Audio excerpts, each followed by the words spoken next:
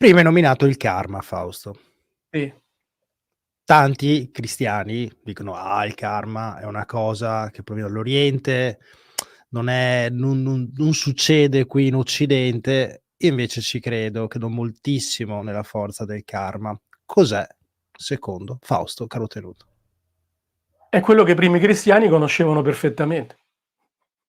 Allora, dunque, karma e reincarnazione sono sposate insieme, perché il karma è la legge che guida da una vita all'altra, no? Un giorno potremo anche perderci tempo, se ti va, nell'analisi di alcuni passi, uno in particolare, quello del cieco nato, evangelici, in cui è chiaro che si parla di reincarnazione, e di reincarnazione e di karma era, non dico una credenza, ma era un dato di fatto fino al III-IV secolo d.C. anche nella Chiesa di allora, ma non era la Chiesa di Roma. La Chiesa di Roma, quando diventa preponderante con l'impero romano, che diventa parte della Chiesa, non tutta, e convive con la Chiesa precedente, quella che si chiama Giovannea, un po' alla volta si fa in modo di togliere di mezzo il karma, di togliere di mezzo la reincarnazione. Perché? Perché sono fatti evolutivi. Cioè un essere umano durante la vita e con varie vite, ma anche durante una vita, gli viene incontro qualche cosa, che è la legge del karma, che gli ripropone davanti qualche cosa da fare nel quale prima ha sbagliato. Questa è la legge del karma.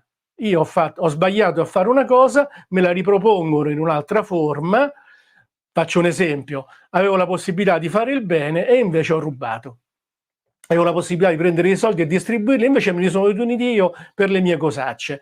Allora, la legge del karma fa in modo che io sconti in qualche modo, che io in qualche modo prima o poi abbia un ritorno negativo, in modo che io mi guardi intorno e dica: ma che cosa ho fatto in qualche modo, no?